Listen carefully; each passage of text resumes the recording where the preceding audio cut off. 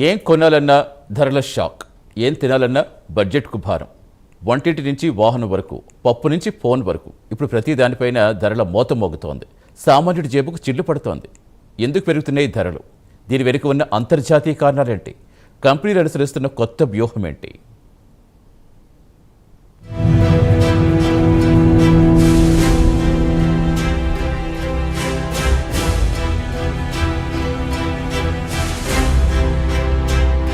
ఏం కొనేటట్టు లేదు, తినేటట్టు లేదు. ఇది ఇప్పుడు చాలా కుటుంబాల్లో వినిపిస్తున్న మాట. ఉదయం పాలు కొనాలన్నా, టీ పొడి కొనాలన్నా, మధ్యాహ్నం కూరగాయలు తెచ్చుకోవాలన్నా, రాత్రి వంటకు పప్పు, నూనె, బియ్యం కొనాలన్నా ప్రతి అడుగులో ధరల దెబ్బ. ఒకప్పుడు నెలకు 10,000 రూపాయలతో నెట్టుకొచ్చిన ఇంటి బడ్జెట్ ఇప్పుడు 15,000 నుంచి 20,000 వరకు చేరుతోందని మధ్యతరగతి కుటుంబాలు ఆవేదన వ్యక్తం చేస్తున్నాయి.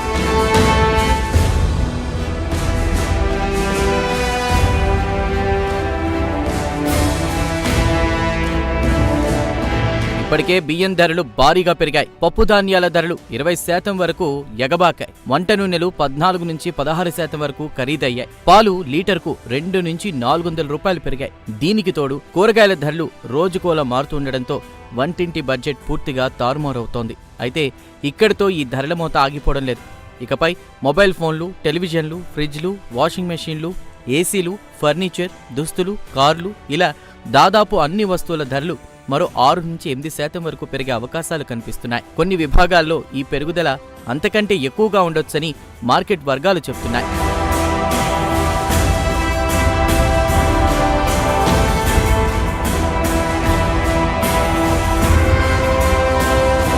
అసలు ఎందుకు పెరుగుతున్నాయి ధరలు?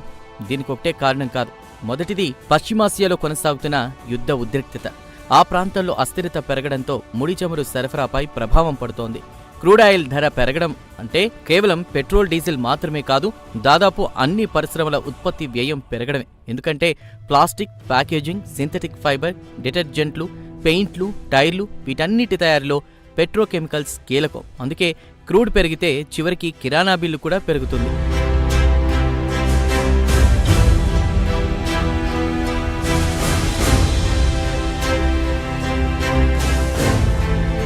రెండో కారణం రూపాయి బలహీనపడ్డం.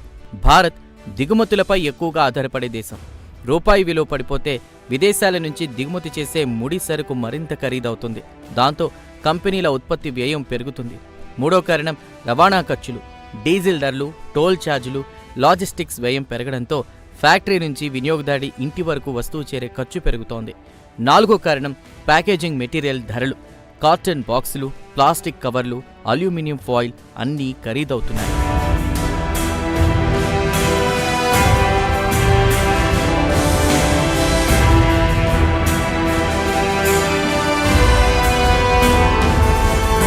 ఇప్పుడు కంపెనీల ముందున్న ప్రశ్న ఒకటే: ఈ అదనపు భారాన్ని ఎవరు భరించాలి? సమాధానం వినియోగదారుడే. అయితే కంపెనీలు ధరలు పెంచేందుకు 2 మార్గాలు ఎంచుకుంటున్నాయి. మొదటిది నేరుగా ధరలు పెంచడం.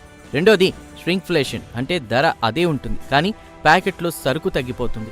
ఉదాహరణకు 10 రూపాయల బిస్కెట్ ప్యాకెట్ ధర మారదు, కానీ అందులోని బిస్కెట్ల బరువు తగ్గిపోతుంది. సబ్బు అదే ధరకు దొరుకుతుంది కానీ గ్రాములు తగ్గిపోతాయి. షాంపూ శాషెట్ ధర మారదు కానీ మిల్లీలీటర్లు తగ్గిపోతాయి. ఇలా ధర పెరగలేదని అనిపించినా వాస్తవానికి వినియోగదారుడే నష్టపోతాడు. అందుకే ఎంఆర్పీతో పాటు బరువు పరిమాణం కూడా తప్పనిసరిగా చూడాలని నిపుణులు సూచిస్తున్నారు.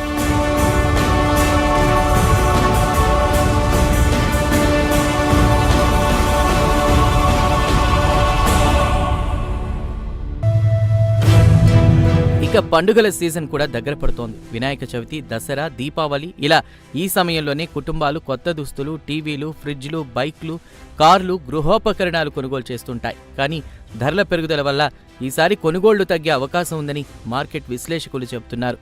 ఇప్పటికే పలు ప్రముఖ కంపెనీలు ధరల పెంపు దిశగా అడుగులు వేస్తున్నాయి. గృహోపకరణాల తయారీ సంస్థలు, పెయింటింగ్ కంపెనీలు, వాహన తయారీ సంస్థలు, ఎఫ్ఎంసీజీ కంపెనీలు దశలవారీగా ధరలు పెంచేందుకు సిద్ధమవుతున్నాయి. స్టీల్, సిమెంట్, ఎలక్ట్రానిక్ భాగాలు అన్నీ ఖరీదవుతూ ఉండడంతో తప్పనిసరి పరిస్థితుల్లో ఈ నిర్ణయాలు తీసుకుంటున్నామని కంపెనీలు చెబుతున్నాయి.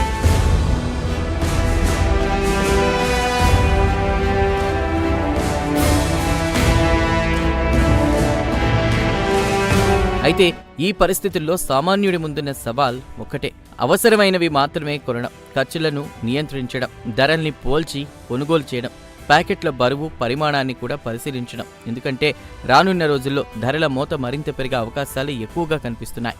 వంటింటి సరుకుల నుంచి ఎలక్ట్రానిక్ వస్తువుల వరకు ప్రతి వస్తువుపైన ధరల ఒత్తిడి స్పష్టంగా కనిపిస్తోంది. అంతర్జాతీయ పరిస్థితులు, ముడి చమురు ధరలు, రూపాయి బలహీనత, రవాణా వ్యయాలు తగ్గే వరకు ఈ పరిస్థితిలో పెద్ద మార్పు కనిపించే అవకాశాలు తక్కువగా ఉన్నాయని ఆర్థిక నిపుణులు చెబుతున్నారు. అందుకే రాబోయే రోజుల్లో ప్రతి కుటుంబం తమ బడ్జెట్ను మరింత జాగ్రత్తగా ప్లాన్ చేసుకోవాల్సిన అవసరం ఉంది.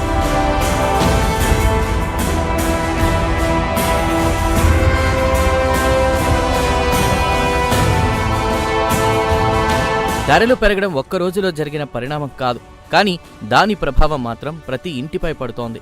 ప్రభుత్వం తీసుకునే చర్యలు, అంతర్జాతీయ పరిస్థితుల్లో మార్పులు, మార్కెట్ స్థిరీకరణ ఇవే ఇప్పుడు సామాన్యుడికి కొంత ఉపశమనం ఇవ్వగల అంశాలు.